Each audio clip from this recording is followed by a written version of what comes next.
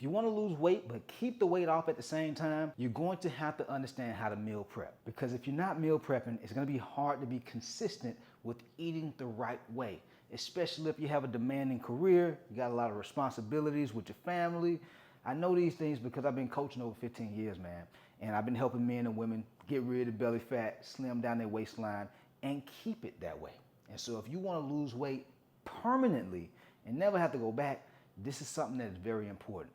Now, here's the thing though. You don't have to meal prep like a bodybuilder, meaning you don't have to prep for the entire week. You don't have to do that. I've been there. I did bodybuilding. I did the prepping for like, 4, 5, 6 days at a time. And I didn't like eating that food because it was like 3, 4 days old. So you don't have to do that if you don't want to do that. But I am going to give you some simple steps that you can start taking today to make it so much easier for you to be consistent with your nutrition. That way, when you step on a scale on a weekly basis or even on a daily basis, you see consistent progress, okay? And so here's the first thing. When it comes to meal prepping, you have to understand how much calories you need to eat. Because if you don't know your daily calorie intake to drop body fat, you're prepping food, but if you're overeating on the food that you're prepping, you won't lose weight. And so it's very important. All you have to do is go over to Google, type in TDEE calculator. That stands for Total Daily Energy Expenditure. This is very important. This is the only way you're gonna know your daily calorie intake, okay? And so this is what I do with my members. Now for yourself, if you're just gonna do this on your own, go to that account, go to Google, type in TDE calculator, and then what you want to do is you want to put your information in. It's going to ask you about your height, your weight, things like that. And once you know those things and it gives you that daily calorie intake, you want to reduce it by anywhere between 300, 400, 500 calories. All right. The more calories you reduce from it, the more aggressively you're going to lose weight. Okay. The less you reduce from it, you're going to drop weight a little bit slowly. All right. A little bit more comfortable. And so once we know that, now we know what portions we need to have for our meals when we start to meal prep, okay? And so when I meal prep, the way I do it, if I know I'm gonna have an extremely busy day the next day, and I'm not gonna have time to cook lunch, or I'm not gonna have time to cook dinner, I'll only prep 1 or 2 meals, all right? That's preparation, because I know tomorrow's gonna be extremely busy, versus like prepping for like 2 or 3, 4 days at a time. You can do that, but you don't have to, okay? And so this is what you do. After you have your daily calorie intake, now you know that. Now what you do is you want to make sure you have an electronic food scale, okay? When you get this electronic food scale, this is how you're going to measure out your meats, your vegetables, your, or instead of saying meats, I could say your proteins, right? This is how you're going to measure it out, okay? So get this. They cost maybe like 10, 15 bucks. You can get it on Amazon, Publix, Whole Foods, something like that. All right, this is how you measure your food out. What I do when I measure mine out, I measure it out in ounces, okay? In ounces. And so when you go to the grocery store, you'll notice, for example, like this chicken right here. This chicken, it has, it's 4 ounces per serving, all right? And so 4 ounces per serving, it has, let's see, 24 grams of protein. Most men, we need to eat closer to like 7 to 8 ounces of protein. So you're gonna be closer to like 50, like 40 to 50 grams of protein.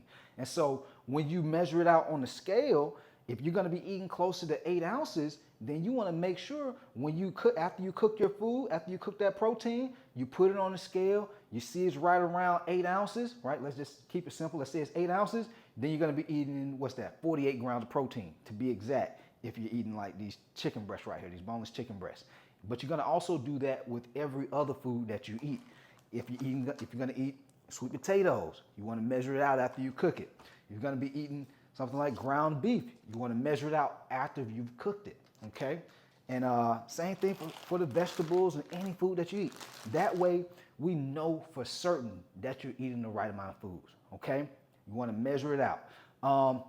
Next thing you wanna make sure you wanna have a couple of meal prep containers. I'm a little bougie, and so I got a little gold, the glass ones, okay? But there's plenty of them out there on Amazon. You can buy them for like 10, 15, 20, no more than like 30 bucks, okay? Just depending on how many you need. And so you wanna get these, and so when you're prepping your meals after you've gotten done cooking and weighing out your food with the electronic food scale, you wanna put you want to make sure you have protein in every meal, first off. Well, so let's just say for the sake of this video, we have chicken. So half this right here, half of this is going to have chicken in it, okay? And then let's say the other half is going to have vegetables in it. And that's a meal, guys. That's a meal. Especially if you're trying to drop body fat, you're trying to lose weight. Majority of people I help, you want to lose weight. You want to be lean and cut up, you know, and have a flat stomach or abs. Guys, you don't have to have starchy carbs like rice and potatoes in every single meal. You could just do protein and vegetables. You're going to lean out so much faster because vegetables and fruit, those are carbs too. They just don't have as much calories as starchy carbs from like rice, potatoes, oatmeal, things like that.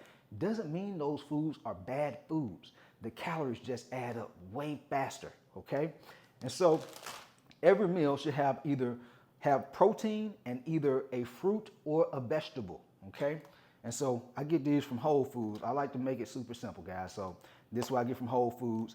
And so I wouldn't necessarily tell you guys to use this right. I wouldn't put fruit inside of, you know, a meal prep container unless you know you're gonna eat it in a couple of hours because it can get hot unless you got like a refrigerator or something like that. Then your fruit end up being bad. You see what I'm saying? And so, but definitely for lunch and dinner, vegetables, okay? And some type of a protein. But if you're gonna prep let's say your breakfast also, you can have some eggs or some egg whites or egg omelet with some type of fruit on the side, on the other side of it, okay? And now if you notice that these meals are not sustaining you, all right? If the meals are just not sustaining you, you notice that you're getting hungry after, let's say, an hour or something like that. And you know, normally it takes you about 2, maybe even 3 hours to get full. Before you get hungry again. Then what you wanna do, you wanna add a protein, a vegetable, and also a starchy carb, all right? What I tend to do, I only eat starchy carbs maybe once a day, y'all. Sometimes I only eat starchy carbs. And most times it's in the evening time, okay? And so that way, because we go through so much throughout the morning and early afternoon time, you're mentally zapped. You don't have as much willpower. And that's where most people end up emotionally eating or binge eating on a lot of food. And so having a very light meal for dinner, it's kind of hard for people because they're like, I don't feel satisfied, I want something else. And so they default to junk food. All right, I used to eat the Oreos, the honey buns, and the cereal because I didn't feel full and satisfied.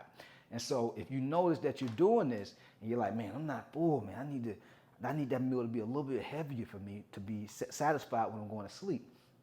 You can do the protein, do the vegetables, but also have a starchy carb in there, okay? Have a starchy carb in there. And notice I didn't say have a starchy carb in there for lunch because most times, a lot of people who I tend to help, they have brain fog in the middle of the day. And the reason they have brain fog is because they're eating the protein, sometimes they're eating vegetables, but they're eating too much starchy carbs in the middle of the day. And that can put it's just really heavy on your stomach. And if it's really heavy on your stomach, you find yourself being like, damn, I'm feeling sluggish. I got brain fog. I want to go to sleep. You get itis, stuff like that. But if you just do protein and a vegetable, you're not going to have brain fog no more. That you're not even going to feel that no more. All right? Because it's not going to spike your blood sugar like it would if you ate like a whole bunch of starchy carbs. Like people who go to, what do you call that place? The Subway. People go to Subway. They get that big ass Subway sandwich. And when they get that big Subway sandwich, what tends to happen is all that carbs in that sandwich, it spikes their blood sugar. All right? When you spike your blood sugar like that from eating those types of foods instead of protein and vegetables, they find themselves being like having itis, being tired, brain fog, things like that. And so that's why I said eat the starchy carbs with the protein and vegetables in the evening. Because in the evening, you're pretty much done with everything anyway. It's about that time to go to sleep. You know what I'm saying? And so that's why I say do it that way.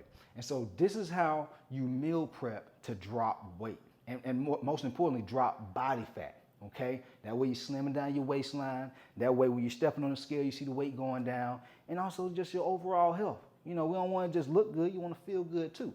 And so this is how you do it. So that way you're not defaulting to eating a lot of fast food, a lot of junk food, snacking all day. It's a lot of folks out here snacking themselves fat because they just snacking on trail mix all day and chips all day. And it's processed food. A lot of these processed foods and eating fast food all the time, super high amounts of calories. That's why it's hard for you to lose weight.